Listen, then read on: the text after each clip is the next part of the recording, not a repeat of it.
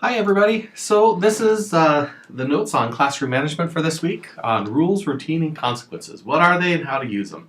Remember, this is just a general overview, and then you will have an assignment where you look at one of these aspects in depth and give me a little more information about it. So, starting off, first of all, why do we need them? You know, believe it or not, what children do at home and what they do at school can be really, really different from one another. The younger that kid is, the bigger the difference it's going to be. And so when when students first come to school, and even high school students, this can be a big difference. When they come to school, we are asking them to do things that they don't usually do. And so we're training them. We're bringing them into a new culture. So creating the rules, procedures, and consequences provides both a classroom and school consistency of behavior and a smooth flowing and safe learning environment. And so that's why we have these things, is in order to create consistency so that they know when I'm at school I behave this way, when I'm not at school I can do this, but so they understand what's expected of them. So starting off with rules. Rules are expectations of behavior. The most successful classes are those in which the teacher has a clear idea of what is expected from the students, and the students have a clear idea of what is expected of, or what the teacher expects of them. Communication here is really important. Do your students really understand what the rules mean? Okay? This doesn't necessarily happen just by saying the rules. Like I said earlier, sometimes the way students behave at school is vastly different from how they behave at home. And so you cannot just assume that they understand this behavior, especially when you're working with young kids, because they honestly could not. There are two kinds of rules that you have. There are general rules. These are more encompassing and cover a plethora of behaviors. So respect others, take care of your school, be polite, be helpful. These are generally best for experienced teachers. They're used to encourage behavior. Okay, they're kind of loosey-goosey, they're not well defined. The other kind of rules are specific. They point and clearly cover just one behavior. And so these are be on time in class, have materials ready when the bell rings, don't use a vulgar or offensive language, hands and feet to yourself. Generally, the more specific rules are best for beginning teachers because it's much easier to notice and work with those behaviors than the general, respect others. Not that first-year teachers and new teachers can't use general rules, but generally speaking, the more specific the rule, the easier it is to keep. And so that's why new teachers should generally use very specific rules. And like we already said, never have more than 5 rules. Teachers and not students should develop the rules. Classroom rules must be consistent with district rules. This was touched on when we talked about running the classroom. Classroom policies, which are essential to managing instruction, cannot be left to student discretion. And the reason is because even the best students are not going to suggest the things that you actually need to run your classroom. You're the one that knows how to run your classroom. Now, there are some experienced teachers who say, yeah, we can have them do some of these things. Those are the kind of teachers that are very good at using the general rules. And so once again, the newer you are to teaching, the more you should probably do this on your own. And then you can develop strategies in order to incorporate more student involvement as you become more familiar with running a classroom and become more of an expert in classroom management. Even though many, many, many educational theorists, and you will see this when you do the research, especially when you research the informed opinions rather than the peer-reviewed, but many people encourage rules to be made together by both you and the students. But by the time you meet the school district rules and get all the rules that you need to in order to have your class function properly, you're usually to 5, and you shouldn't be going over that. Besides the fact, many of the things that students will bring up when they talk about rules are really procedures. Staying in your seat, what you can eat in the classroom, or if you can, pencil sharpening, what to do when you're absent. Those kinds of things, they are procedures, not rules, and they are a very different thing. We're going to talk about them in just a minute. So, rules and discipline. One thing, I want to make sure I talked about this. And I don't think I did. So rules are expectations of behavior. So they talk specifically about how the child should behave. When you start talking about how things are done in class, those are no longer rules, those are procedures. And so this is a very different thing. When you talk about rules, they're purely behavioral. Okay, let's get on to the rest. So, rules and discipline concerns. Rules and discipline concerns how the student behave. Procedures concern how things are done. And so, is it a rule or a procedure? Be in your seat when the bell rings. Is that a rule or a procedure? Is that a behavior or is that a procedure? No personal grooming during class. Is that a behavior or procedure? Complete the morning routine when first entering the classroom. Eyes to the front when the teacher is talking. So these are more generally behaviors. The other side, turn all papers into class drop box, sharpen your pencil when the teacher's not talking. When absent, talk to the teacher right before the next class. The teacher dismisses the class and not the bell. Those are procedures. Those are how things get done. And so it's good to understand that there is a difference between these two and what that difference is. Rules also have a consequence attached to them, either good or bad, so you can get rewarded or punished for following or not the rule.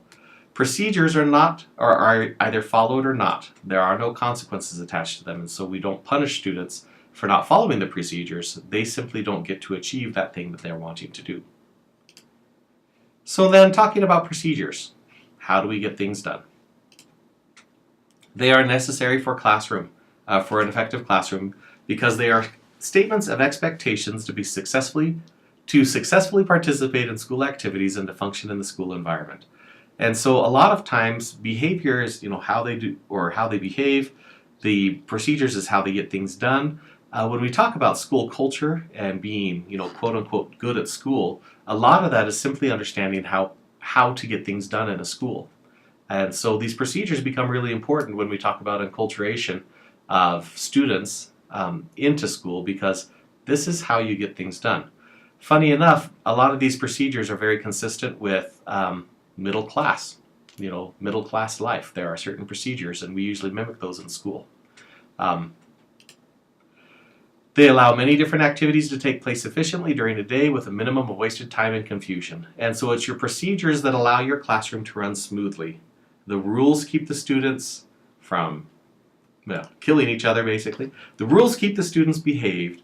The procedures is what keeps your class running effectively. Those are the cogs in the machine that when everybody's working together, when everything's working together, it works really well.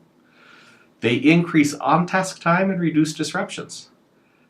One thing that you have, and we'll talk a little later about how to deal with disruptions, but your procedures are a lot of times are what's going to diminish the disruptions you have in your class. And so when students understand how to get things done, they usually follow them. They tell a student how things operate in a classroom and reduce discipline problems. So procedures help with your discipline. Procedures have to be practiced, especially because, as we talked about, students come in not really knowing these things really well. And so it's necessary to practice procedures. And it's very common nowadays, especially for younger schools, even middle schools and junior highs will do this, where they will take the first day or so and they will practice procedures all day long. They'll practice how you do things in the cafeteria. They'll practice how you do things in the hall. They'll practice how you do things in the music room or in your teacher's room or outside or when you're lighting up. All of these procedures, which help reduce discipline problems, are practiced, sometimes excessively. But that's all right, because unless you're practicing them, the students aren't really going to get it. You also continue to rehearse until they become routine. When procedures become routine, that's when everything works like clockwork. That's when all the gears are working together, because everybody just kind of does it. They no longer have to think about it. They no longer have to be corrected about it. They just do it because it's routine. We reinforce correct procedures, and if they don't follow the procedures, we reteach the incorrect ones. And sometimes through the year, it's necessary to retrain again. And you practice them until they become routine. There are classes that students can become very well trained. I know it seems really odd. We're talking about training students as if they're dogs. and they're not, but it's still behaviorist thinking. But when you train students well enough, they will act in routine and they'll do it without you asking them or anything else. A sign of a really well trained class is to see what they do when they have a substitute teacher. There's some groups that I found really hard to train when I was teaching, and when there was a sub, I always had to say, "Okay, guys, it's a sub. I'm not going to be here. Please don't go crazy." And oftentimes at the end, when I would come back from the sub, there's always the note, here's a list of students who just didn't quite do what they needed to do, and so on and so forth. And then you have to address behavior problems or reteach procedural problems. But then there were some years that students, they picked up on it, and we were able to make them routine. And those years when I had a sub, literally the students would complain when I wasn't there because the sub would disrupt them so much. And the sub would say, everything went great, your class was kind of boring, I talked to the students a lot. And the students would when I came back, would say, we couldn't get our stuff done because the sub kept interrupting us and talking to us. Those classes actually could have run themselves without a teacher. It would have been illegal, but they could have run themselves without a teacher because the procedures had become routine and everybody knew what they needed to do and everybody was doing it. And so procedures can really make a big difference in how your class runs. Consequences, the results.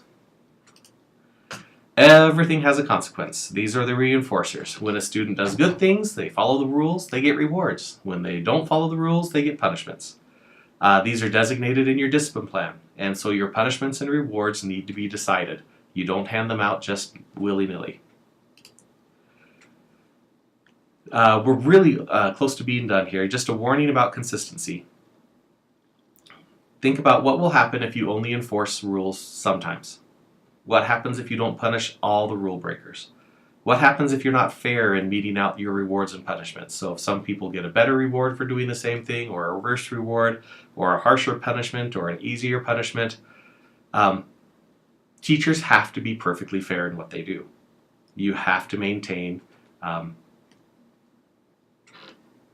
that playing field where the students have consistency in what's being done. This is going to make or break your rules, make or break your discipline plan, make or break your procedures. If they're not constantly reinforced and consistently reinforced, then they become null. They become something that the students will not follow and will break all the time. Now there is a caveat in this, and I'm sure you guys have seen this in some of the classes you've observed, and that is students that have an IEP, or special education students. Especially if they have a behavioral IEP, this becomes a really big deal because if a student has a behavioral IEP, it means that they don't understand behavior like a quote-unquote normal student does. And so these students can't follow a normal discipline plan because it doesn't make sense to them, and they will always fail. And so many IEP students have their own management plans that you need to be aware of, and you get to help in creating those as well.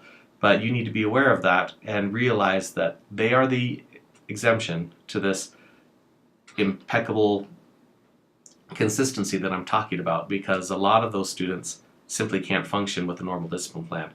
But the good news is that the vast majority of students understand that. And when they see these IEP students or these special education students with behavioral issues come in, they recognize right away that this student acts differently than most. And they're not offended or they're not betrayed or anything else if they have a different way of following rules and a different expectation of what those rules are.